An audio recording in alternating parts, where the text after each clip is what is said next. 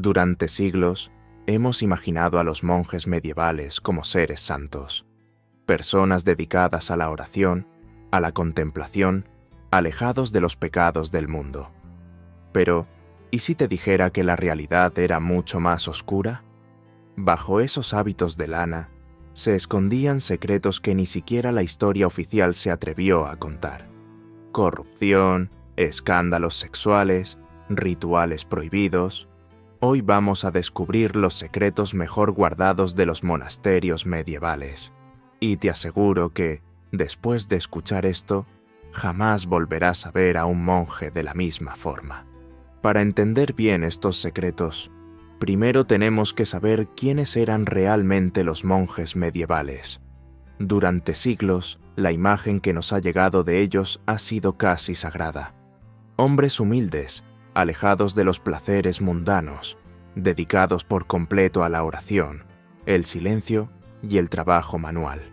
Se les ha presentado como pilares de la fe, como guardianes del conocimiento, en medio de una Europa envuelta en guerras, hambrunas y oscuridad. Viviendo en monasterios aislados, rodeados de muros de piedra y campos de cultivo, los monjes eran, al menos en apariencia, figuras de virtud. Muchos imaginan una vida sencilla. Levantarse antes del amanecer, rezar en completa oscuridad, trabajar en los huertos, cuidar del ganado, y luego pasar largas horas copiando antiguos textos en la penumbra de un escritorio, con los ojos ardiendo por el humo de las velas y el frío de la piedra bajo sus pies. Comían con austeridad, dormían en celdas diminutas y hablaban poco o nada durante el día. Una rutina marcada por la campana del monasterio, cada hora dedicada al servicio de Dios. Y sí, parte de eso es cierto. La mayoría de los monjes hacían 3 votos fundamentales: pobreza, para renunciar a todas las riquezas terrenales; castidad, para mantenerse alejados de cualquier deseo carnal; y obediencia, para someterse por completo a las reglas del monasterio y a su abad. Renunciaban a sus posesiones, a sus tierras, a sus títulos, a sus familias, e incluso a sus nombres de nacimiento, todo por entregarse, en cuerpo y alma, a una vida supuestamente dedicada al espíritu. Pero la realidad, como muchas veces en la historia, era mucho más compleja, porque por muy altos que fueran sus ideales, los monjes seguían siendo humanos, y con el tiempo, los muros de los monasterios no solo protegían la oración, también ocultaban secretos, ambiciones y pecados. Muchos de esos recintos, que comenzaron como refugios humildes, se convirtieron en auténticos centros de poder. Eran propietarios de vastas extensiones de tierra, cobraban impuestos, explotaban a campesinos y acumulaban riquezas que rivalizaban con las de los propios señores feudales. Había monasterios que poseían viñedos, molinos, talleres, incluso ejércitos de siervos trabajando para ellos. Y con tanto poder concentrado entre muros cerrados, no tardaron en surgir los abusos y las contradicciones. Los votos de pobreza se volvían flexibles cuando había que administrar riquezas. La obediencia se desdibujaba cuando los intereses del monasterio estaban en juego. Y la castidad, bueno, la castidad era a menudo más una fachada que una realidad, porque, aunque estaban separados del mundo, los monjes no vivían completamente aislados. Había visitas, mercados, peregrinos e incluso, en muchos casos, contacto frecuente con conventos femeninos cercanos. Y ahí, lejos de los ojos del pueblo, sin más juez que su propio superior, comenzaban a escribirse algunas de las historias más oscuras de la Edad Media. Historias que la Iglesia prefirió enterrar, pero que hoy vamos a rescatar del olvido. En los primeros siglos del monacato, los monasterios eran espacios humildes, casi rudimentarios. Pequeños grupos de hombres que vivían con lo justo, cultivaban su propio alimento, compartían todo entre ellos y rezaban sin esperar nada del mundo exterior. Pero con el paso del tiempo, todo eso cambió. Los monasterios empezaron a recibir donaciones, tierras, casas, dinero, animales, todo ofrecido por nobles, reyes o familias ricas que buscaban redimirse de sus pecados o asegurarse un lugar en el cielo. Y claro, cuanto más poder acumulaban los monasterios, más se alejaban de la idea original de vivir en pobreza. Algunos llegaron a controlar extensos territorios. Eran dueños de campos de cultivo, viñedos, olivares, rebaños de ovejas y, por supuesto, también de quienes trabajaban esas tierras. Los campesinos, que apenas podían alimentarse, tenían que entregar parte de sus cosechas a los monjes como pago de renta o como diezmo. Una obligación religiosa que, en la práctica, se convertía en una forma de explotación. En muchos casos, los monjes ni siquiera se ensuciaban las manos. Delegaban todo en administradores o siervos, mientras ellos vivían cómodamente en los recintos del monasterio. Algunas abadías eran auténticos centros económicos. Tenían talleres de escritura, cocinas gigantes, bodegas llenas de vino, e incluso molinos que generaban ingresos constantes. Todo eso, mientras seguían predicando la humildad. Se conservan registros de monasterios que cobraban peajes, alquilaban tierras, y en ciertos casos, incluso prestaban dinero con interés. Actuaban como verdaderos bancos medievales. Y si alguien no podía pagar, el monasterio se quedaba con su propiedad. Monjes que hacían votos de pobreza, pero que gestionaban fortunas equivalentes a las de los nobles más poderosos. En muchos reinos, la Iglesia era la mayor terrateniente, y gran parte de esas propiedades estaban en manos de monasterios. Esto les daba no solo riqueza, sino una influencia política enorme. Algunos abades participaban en decisiones de gobierno, negociaban con señores feudales e incluso imponían castigos civiles dentro de sus territorios. La frontera entre la fe y el poder cada vez era más difusa, y cuando el dinero entra por la puerta, los principios muchas veces salen por la ventana, porque mientras los monjes comían bien, bebían vino de sus propios viñedos y dormían en camas acolchadas, los campesinos a su alrededor apenas sobrevivían.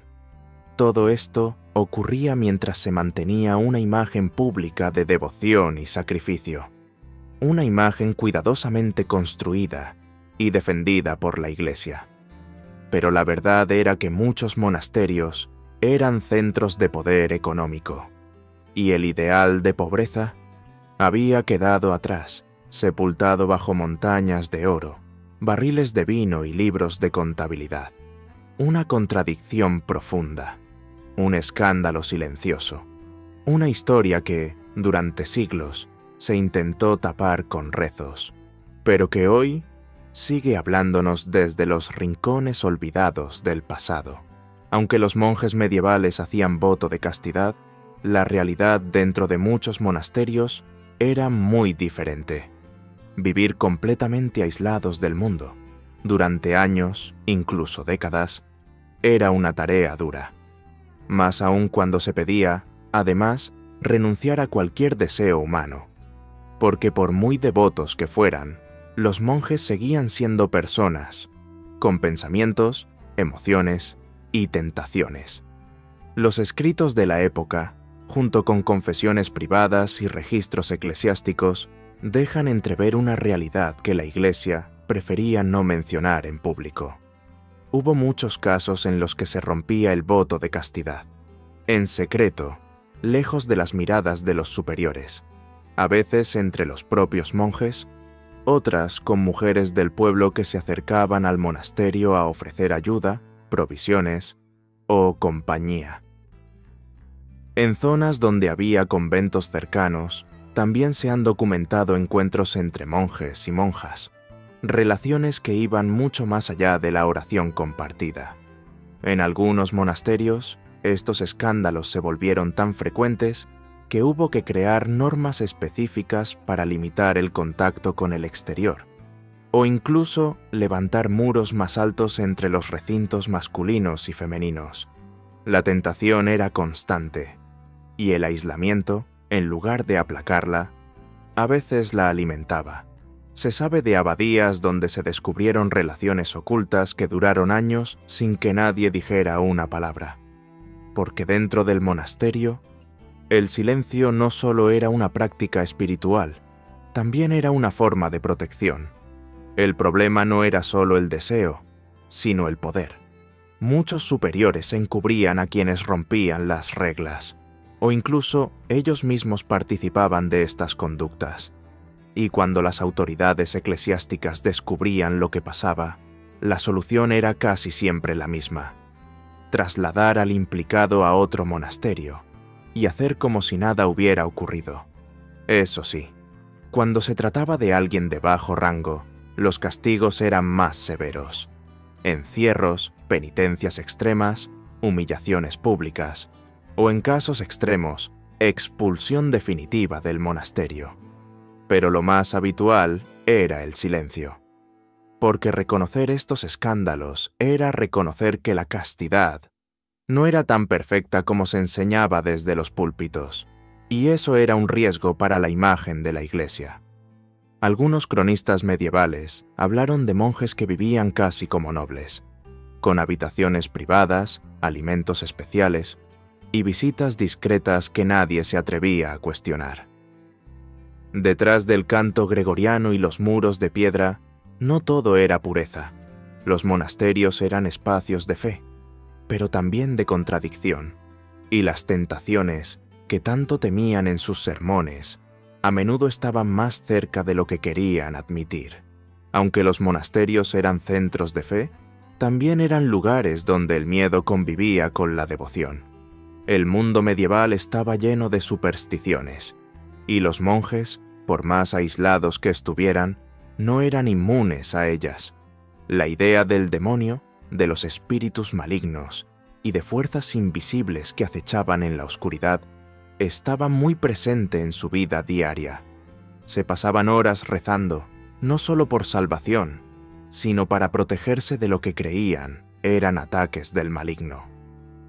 Muchos textos religiosos de la época están plagados de descripciones de demonios, rituales de exorcismo y advertencias sobre tentaciones invisibles. Había monjes que dormían con crucifijos tallados a mano bajo la almohada. Otros llevaban reliquias o amuletos escondidos en sus hábitos, creyendo que así ahuyentarían al mal. Algunos incluso practicaban rituales que hoy serían vistos como paganos.